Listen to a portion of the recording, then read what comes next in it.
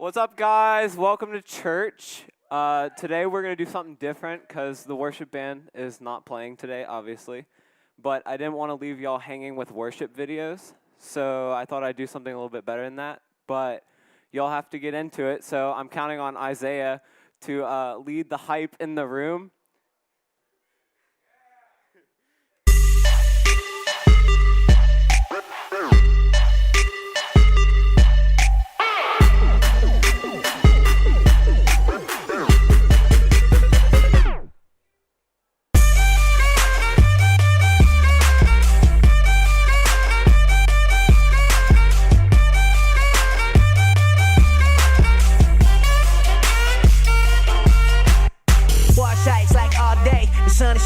Cost me. I try to walk that nail path, but your boy live off of Broadway. I took the A train to 168, Dominicanos, playing dominoes, and then Platinos all on my plate.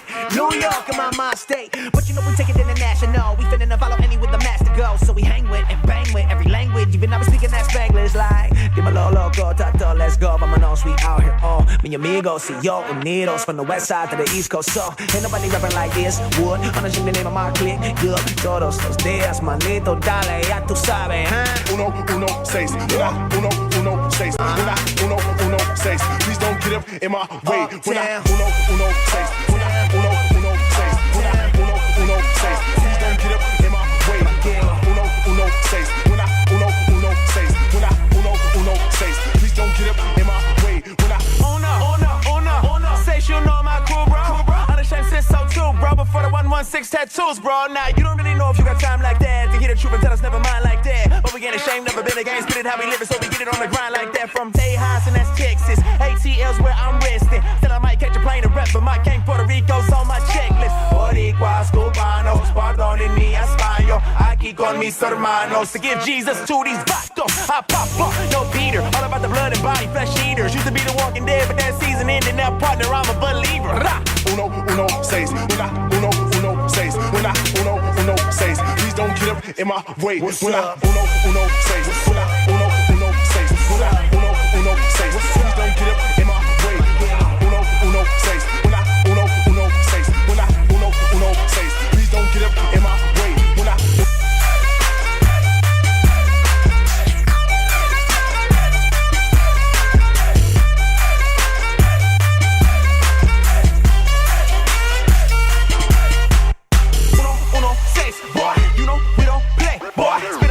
We call it the good news, put it all up in your face, boy. Catch us on arroz con frijoles with some tostones. We ain't worried about folks thinking we're phony. Jesus know me.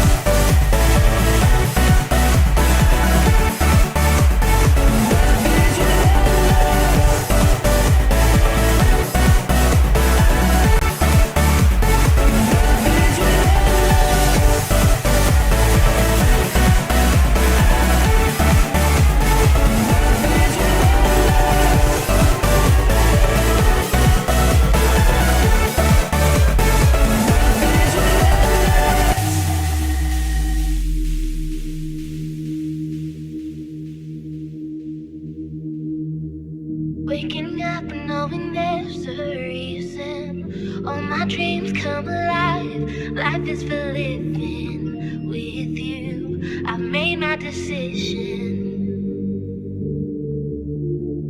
You lift me up from my eyes with wonder. Forever young in your life. This freedom's untainted with you.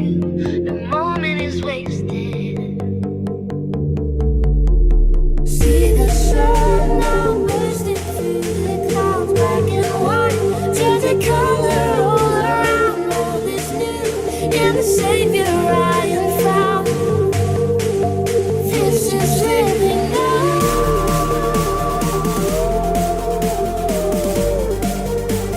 This is living now.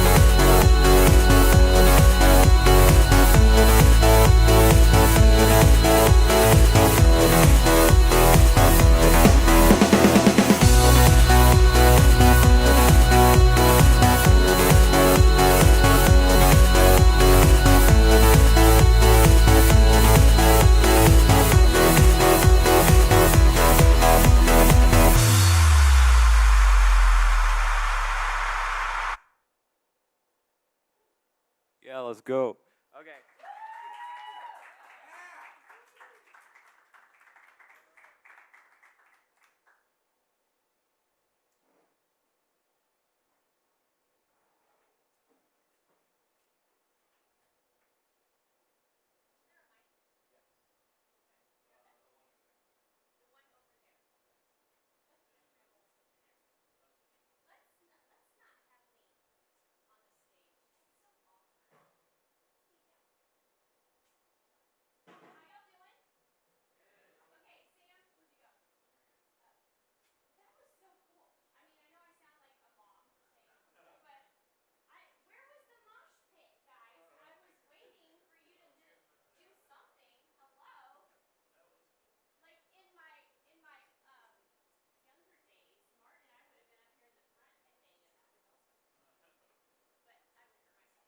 On?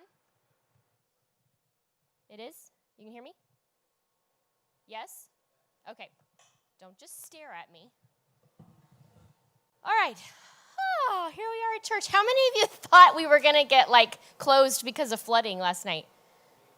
I was wondering, so Samantha and Zachary, my two kids, they both drive, that's what you want to call it, and they were in separate places. It took them like an hour separately, different places, to get home because we live over down Hull Street by the Lowe's, and every street was blocked. They kept coming up to block streets. Anybody get caught outside driving around a little bit?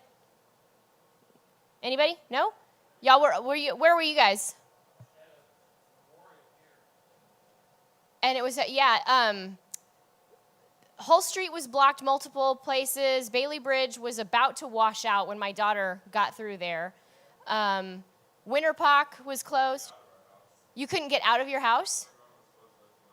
Oh my gosh. Could you get out of your driveway? Okay. So was it cleared up this morning? Yeah. I was hoping it would stop raining, and I have a coworker. They had to pack everything up last night, their dogs, everything, and go to her mom's house. She lives out in the country. The river had breached over, was in their pond in their driveway, and they had to leave their house last night. It was like crazy. 2020, right? I know. What else could I shouldn't have said that. What else could happen? Let's see. All right, well, today we're going to talk about stress. Anybody have stress in your life? Stress? Okay. I will come to you if this will reach, so you can talk in the microphone. I don't know how far this reaches. What are some things that stress you out? Things that stress you out? Anybody?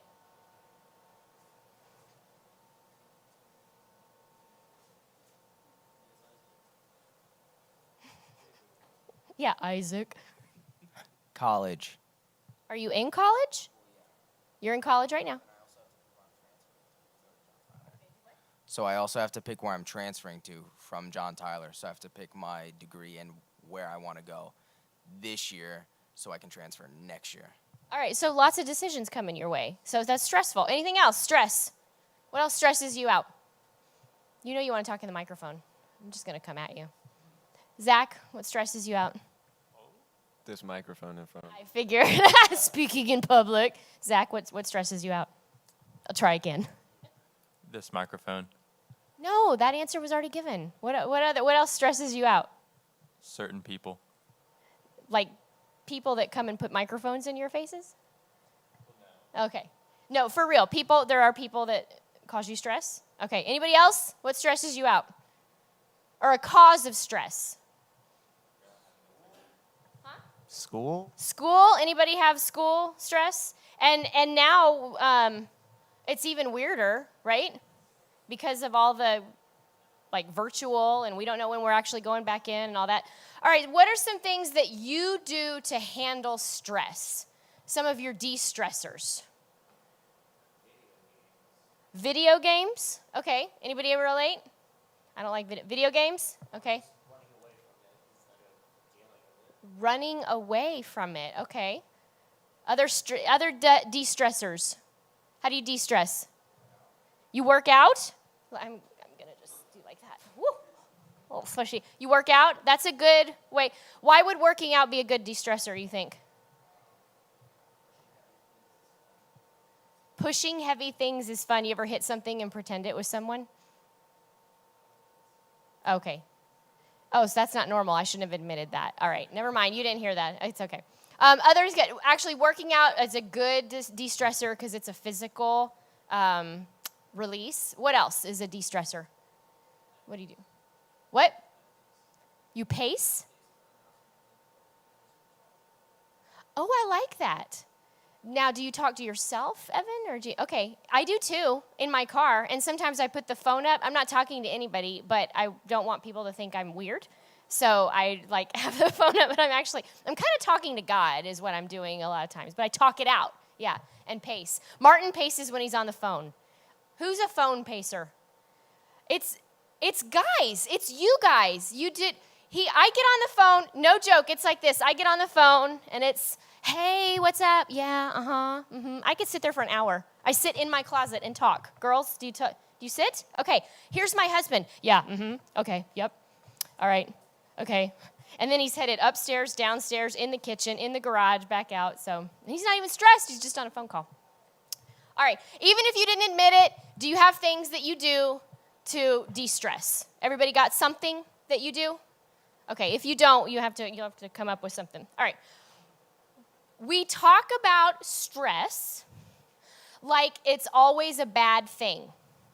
In fact, let me just ask, for you, is stress more a negative thing or a positive thing? Just show me with thumbs. Okay, mostly, you don't know. Some positive, mostly negative. No? No opinion? Camden, no opinion? Camden doesn't care. All right. Stress actually does serve a purpose. It does have a purpose. Your body has this really cool built-in mechanism for stress that's designed for a purpose, okay? What have you heard it's called? Your stress response starts with an F. Fight or flight. Anybody heard that in school? Okay, hopefully, yeah, we like that. Fight or flight response. That it was built into your body. There's a chemical response in your brain that increases your heart rate. It quickens your breathing. It makes your muscles tighten. It raises your blood pressure. This is your body like physically preparing to deal with an intense situation, okay? Whether you got to run away from danger, you got to think quickly on your feet. You got to solve a problem under intense pressure. Does that ever happen to you when you have to do like a project up in front of everybody? If you have to speak in front of other people, you feel your heart rate going, and yeah, maybe you have to poop a little. That's that all that adrenaline. Okay, that's what. It depends on the crowd. Anybody love talking in front of other people? You feed off of it. Evan, do you really? Awesome. Okay, anybody like that is the last thing I want to do. I'll pay the teacher to not make me, you don't want to. So I'm so glad I put the microphone to you today. That was great, yeah. Had a little stress. He's like, yeah, talking about stress. All right, the stress response is something that we can all relate to. We've all felt it. It's this natural thing in our body. It serves a purpose, and it sharpens your senses so that you can focus your thinking. It's really part of the genius of how God created our bodies. Now, why exactly he built it into our bodies that way, I don't know. That's a good question. Maybe that's one we want to ask him when we're in eternity, face to face. But he obviously knows something we don't about the world and about how we interact with it. So he's given us this incredible process for how to handle stressful situations. But, see, there's always a but. Every situation has a big but in it. Being clever humans, we always figure out a way to abuse the awesome things that God gives us. He gave us food for fuel and enjoyment. We abuse it. Okay? He gave us intimacy for marriage and for relationships. We screw that up all the time in 12 different ways. He gives us a stress response mechanism. We don't use it correctly. And instead of using that stress to respond or in some cases react to an immediate problem, we allow that to become the mechanism by which we respond to everything. Have you ever heard someone say, or you used the term, so stressed out? I've said it. I just had a dog that had like leg surgery. He tore his little doggy ACL, and I was stressed about the dog and his recovery. We got like an 8-week recovery for the dog, and you're supposed to keep him calm. And he's part poodle, so you tell me how easy it's going to be to keep a poodle calm. So I was stressed about it. If you have a test coming up, you got problems at home, you have a fear that won't subside, that stress response begins to crop up in you. And we allow that to become the fallback instead of taking it to God and allowing His wisdom to direct our thinking. We start allowing the chemical reaction to direct our thinking. Let me say that again. You start allowing a chemical reaction to direct your thinking and how you make decisions. This is a chronic problem in our culture. Stress causes chronic health issues and relationship issues. Listen to what this article I found this on the Center for Integrated Healthcare. This was on the VA website. The stress response, or fight or flight response, is the emergency reaction system of the body. Were any cell phones go off with the emergency broadcast system yesterday? Did you get that? Okay. It scared me half to death because I just got a car. I've never really had a new car before, and it's got all these bells and whistles. So I'm driving down the road, and that thing goes off, and I thought, I've wrecked it. I ran over something. I didn't know what happened. And my daughter was like, Mom, it's just the emergency broadcast system. It wasn't my car. But once that sounded on your phone, you were paying attention. Like, okay, there's something I need to look at right now and focus on. That fight or flight is your body's emergency reaction system. It's there to keep you safe in an emergency. The stress response includes physical and thought responses to your perception of a situation. When the stress response is turned on, your body may release substances like adrenaline and cortisol. Your organs are programmed to respond in certain ways to situations that are viewed as challenging or threatening. So this is that fight or flight response. They're describing it to us. Here's where it gets kind of interesting. The stress response can work against you. You can turn it on when you don't really need it. And as a result, you perceive something as an emergency when it's really not. This isn't a Bible person. This isn't a churchy person. This is a physician writing about how we chronically abuse our stress response.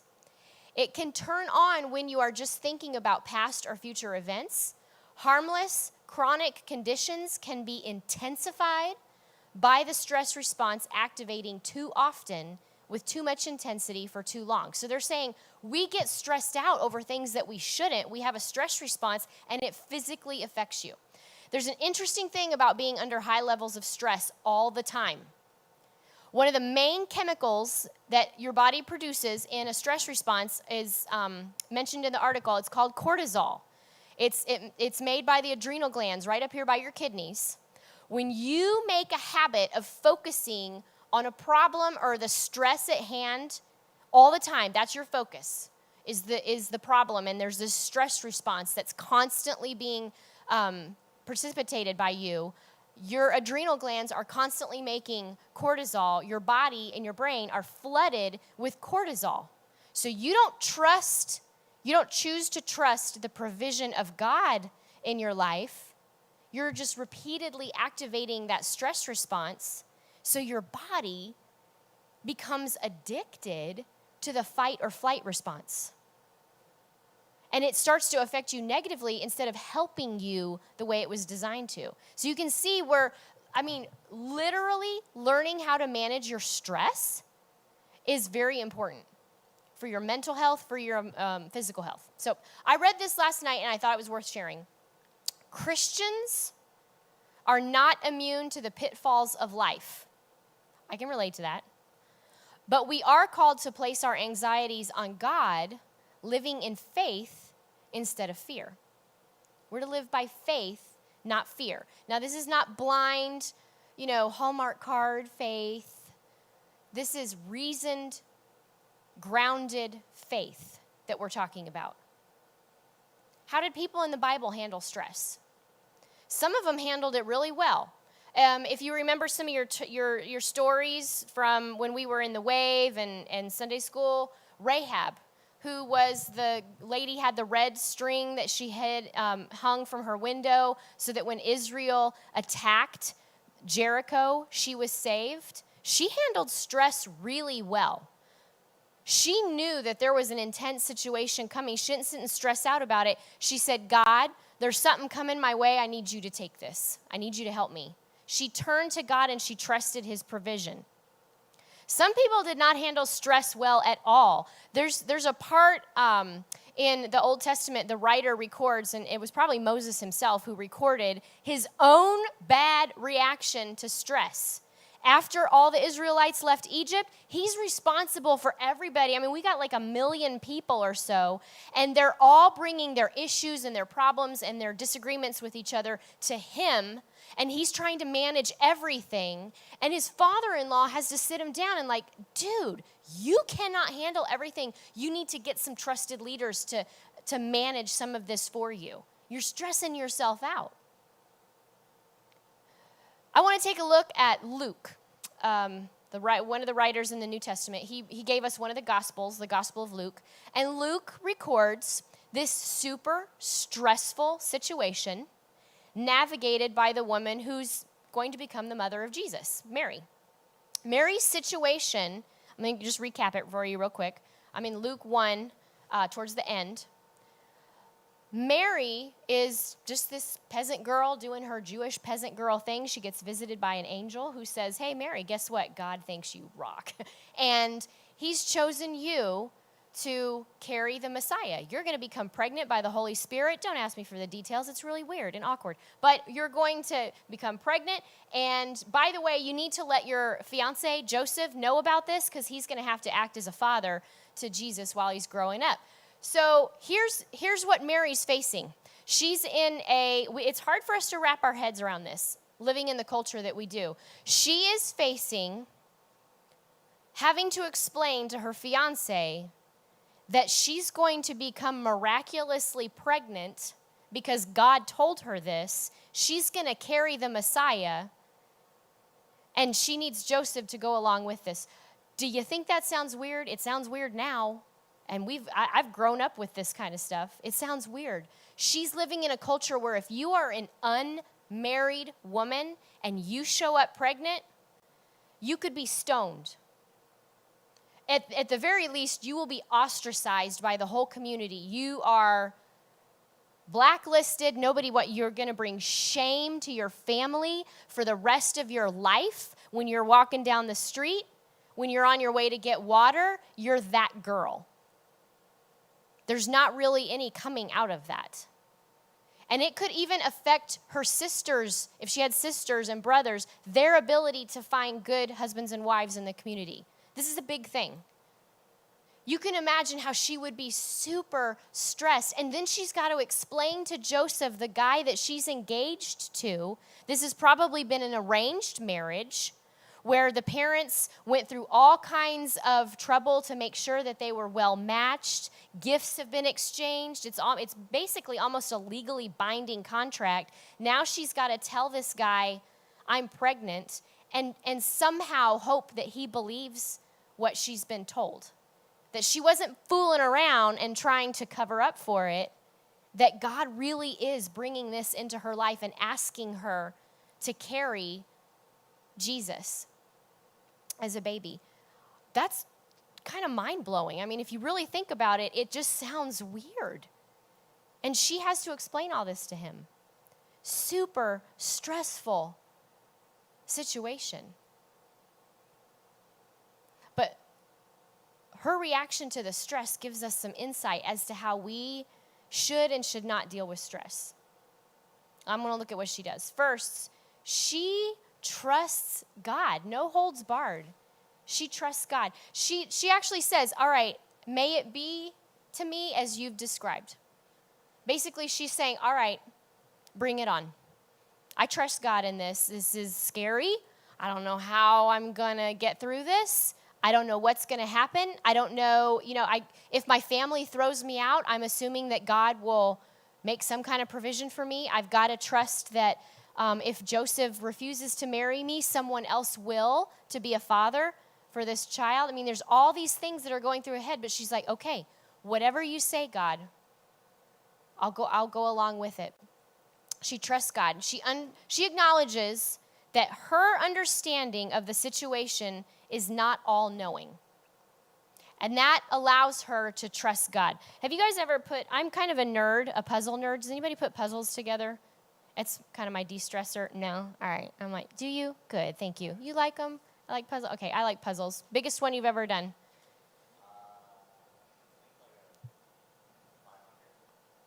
Okay. Isaiah, biggest puzzle you've ever done?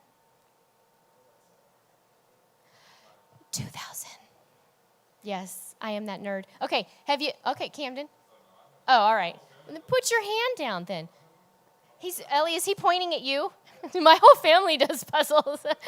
All right, I love puzzles, okay? I only do about one a year. It's about all I have time for, and it's usually during Christmas break. I'll do a puzzle, and I take up the entire dining room table. But you'll note, okay, you've seen puzzles, you've seen puzzle boxes. It's a really cool picture, right? Like I did one with all the plastic Star Wars characters. That was fun. I know, it's awesome. I wanted to glue it together and give it to Martin, but he was like, nah, I don't want that. You see the picture, and it looks so cool. But then what happens when you take like one little puzzle piece out?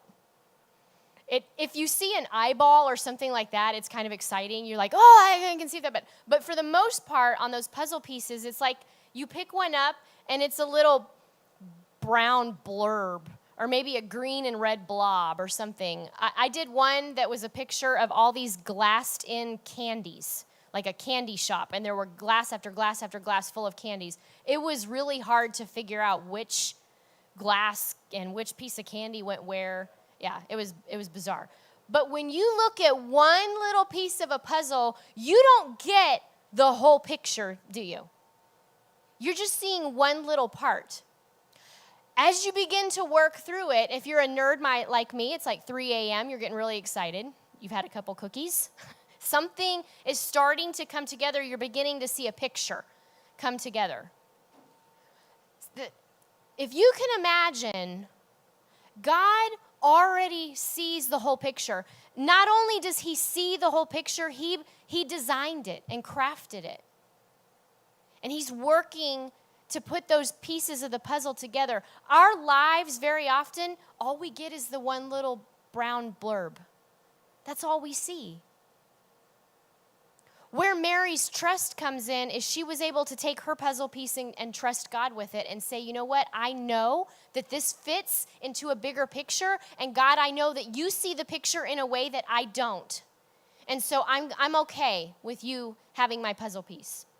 When we choose to view life like that, to trust God like that, it helps us trust God for the outcome, because he knows better than we do what's going to happen, what needs to happen, and how he plans to help us through it. He literally walks alongside you as those things are happening. See, the problem that we have with trust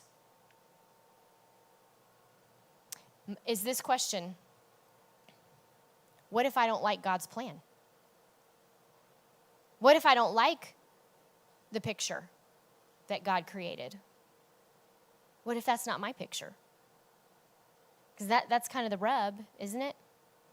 We talk about trusting God, but we're really only comfortable trusting God if we think or believe that the situation will work out in the way that we want it to.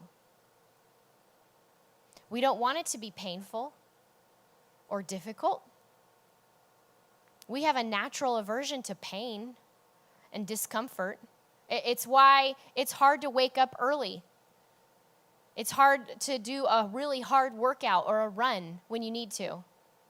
Camden, does your dad make you work out all summer? You work out anyway? Do you get up early to work out? Why not?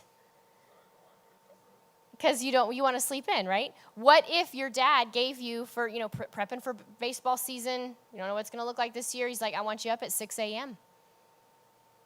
Take a 4-mile run. And he's already like, no. No. We avoid things that are, and that's just sort of a funny example, but I'm sure you can think of like really painful situations that you would rather avoid. We have a natural aversion to things that make us feel uncomfortable. But that discomfort, the waking up early, the really long runs, the hard workouts, those do something that's beneficial for us. Workouts produce healthy bodies and strength and endurance. Waking up early gives you a jump on the day, doesn't it? You get a lot more done when you wake up at 8 instead of 1. Yeah, I know what you guys are doing.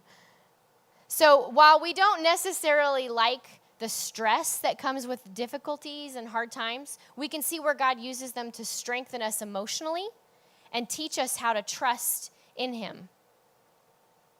Anybody have a circumstance or an experience where it was difficult or painful, but the situation ended up teaching you something? Or it strengthened you? Strengthened your faith? Maybe you're in it right now. Mary chooses to trust God in her stressful situation. She's like, I trust you with this puzzle piece. And then what she does next is she just knocks it out of the park. First, she trusted.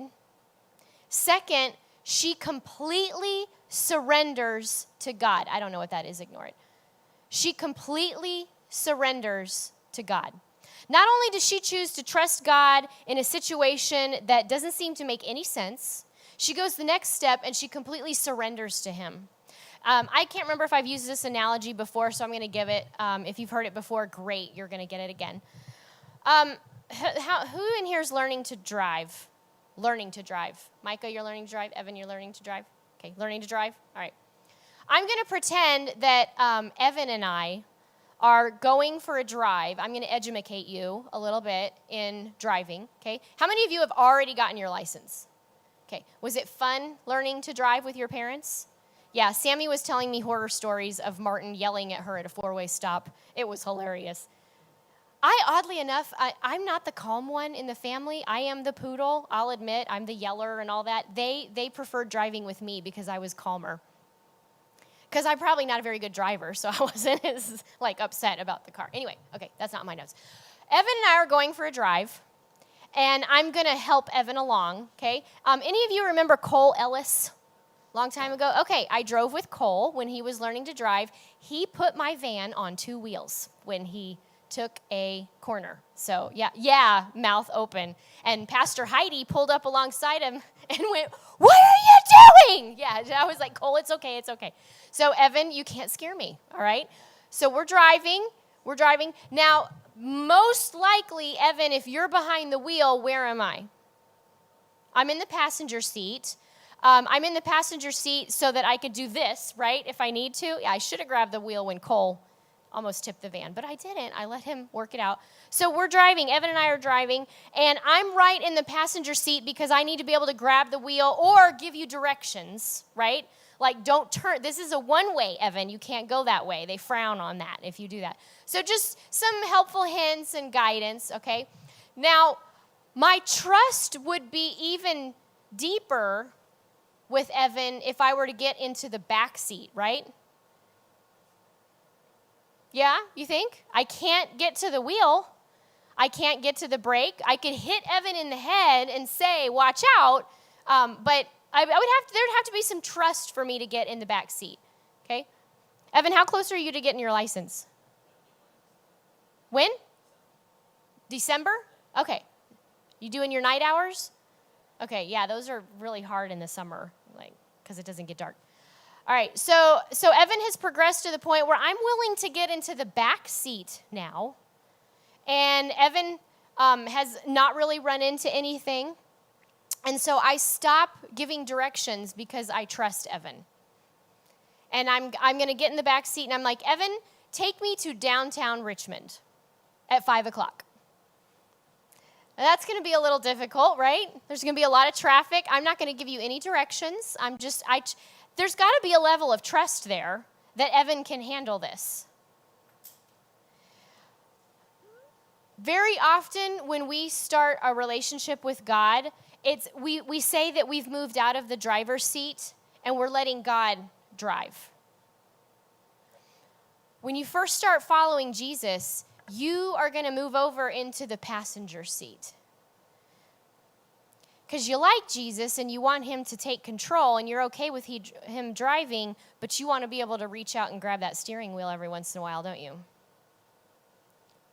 And you want to hold the phone and look at the GPS and give directions. But after a while, you're okay moving into the back seat. Because it's okay with you if you can't grab the steering wheel. It's really trusting Jesus. And you might even put the phone down and just let him deal with the GPS. You might shout directions from the back here and there. But what complete surrender looks like, and here's what Mary did.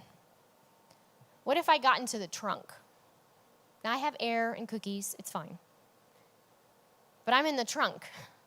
Or if you're in a minivan, like in the very back, okay, 3rd row. Facing this way. I can't see where we're going. I don't know where we're going. I don't know how we're going to get there. But I'm willing to get back there and say, Jesus, wherever you want to go, however you want to go there, whatever direction you want to take, I'm okay with it. That's literally what Mary did. She was in the trunk. She hopped into the trunk and she said, God, I don't know where we're going. I don't know what this is going to look like. I don't know how we're going to get there, but if this is the way that you want to go, then I'm game. Imagine her stress level when she surrenders to God. Here's what I think. I think that her stress went from sky high to manageable. Like, okay, I'm trusting the one that's driving. I trust the direction he's going to go. I don't know what's going to happen, so I've got a stress response because I got to be able to focus, but I'm not up here. When we talk about following Jesus, we're not just talking about going to church on Sunday. We're not talking about, the mission trips and the retreats and doing stuff with church friends. That's all great stuff, and it's part of what we do when we're part of a community of believers. But the day-to-day following Jesus looks like what Mary did. Trusting him when the situation seems impossible. Making a conscious choice to let God call the shots and trust him even when things are hard. We're not going to live stress-free lives. And I'm going to suggest this to you. I don't think that it would be healthy for us if we did. I don't think we would manage well if we didn't have some stress and impetus for moving forward. Isaiah, you're talking about you've got to make some decisions regarding your education. There's a certain level of stress that comes with that, which is making you focus on some things that you otherwise might just procrastinate and be like, I'll deal with that later. We are not going to have stress-less lives. But Mary's healthy, faith-filled response to stress does show us some things that we should do, and we can learn from what she doesn't do. Let's go over this real quick. We're just about done. Mary does not freak out. She keeps it together, and she makes this conscious choice to trust God. Now remember, before I said we're living in faith, not in fear. I don't like hokey-pokey, blind faith. God is in control. He's just got it. I know he does. I don't like that. Faith is reasonable. Faith is grounded. Faith is based on things that you have trusted and learned to be true. The writer of Hebrews said faith is trusting in the things that we can't see, being hopeful in what we know is true. There is a reason to your faith. It's not just pie in the sky. And there's a choice that you have to make to trust God. You choose to do that. So Mary doesn't freak out. Mary doesn't lash out at other people. She knows that the only person's actions she can control are her own. She doesn't blame others or try to hurt them or make them feel stressed like she is. She doesn't lash out. And Mary doesn't try to control things that are outside of her control. I am a control freak. My entire house is turned upside down in preparation for this little dog who's coming home with a leg surgery because I wanted to control as many aspects as I could. But I got to the point where I was like, you know what? I can take responsibility for this dog, but I can't control everything. I woke up this morning. You ever seen the cone of shame on the dog? Stupid dog. I woke up this morning to...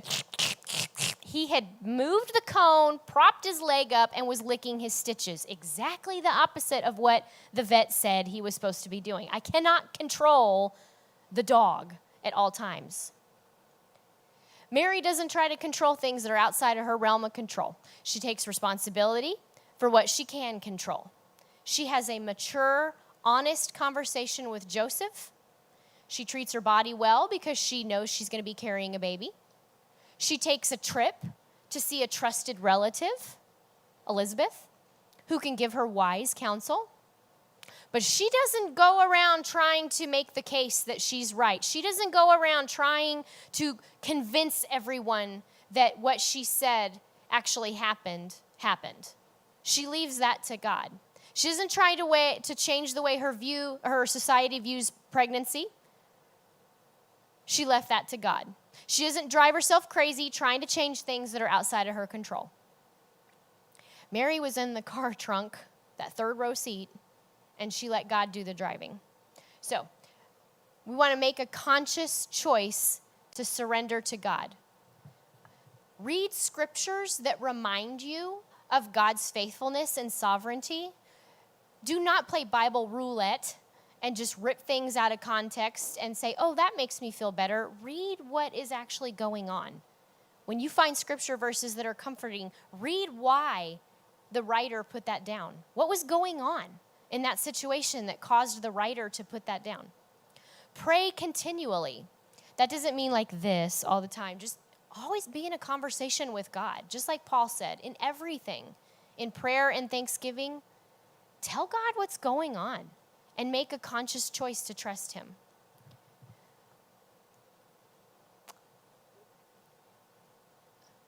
Take a page out of Mary's book. Where do you need to surrender to God's will for a situation in your life right now? Where are you still trying to be in the driver's seat and you need to just get in the trunk and stop stressing out? That's what you're going to go home with today. What'd you guys talk about at church? Sharon wants me to live in the trunk. I'm okay if you say that. It'll spark quite the conversation, and you can tell them what surrendering to God looks like and how that lowers your stress level. Hayden, did you say you were going to come pray? Hayden's going to come pray us out. And I don't know what, I'm looking because I can't see Sam. There's Sam. Do we have anything that we're closing out with, or are we just closing and being done? All right. So as Hayden's praying, I'm going to give you the microphone. As Hayden's praying, if there's someone that is just causing the stress to go up, see where you may need to either move over into the passenger seat, move to the back seat, or just go whole hog and move into the trunk, all right, and surrender to God. Let's pray. Dear God, we praise you for your mercy and grace and forgiveness towards us. Thank you for your unfailing love. I pray that we would trust you in all circumstances, Lord, and our stress, and that we would give it up to you.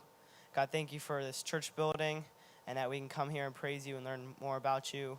I pray that what we learn here today we'll be able to use for your glory. In your name we pray. Amen.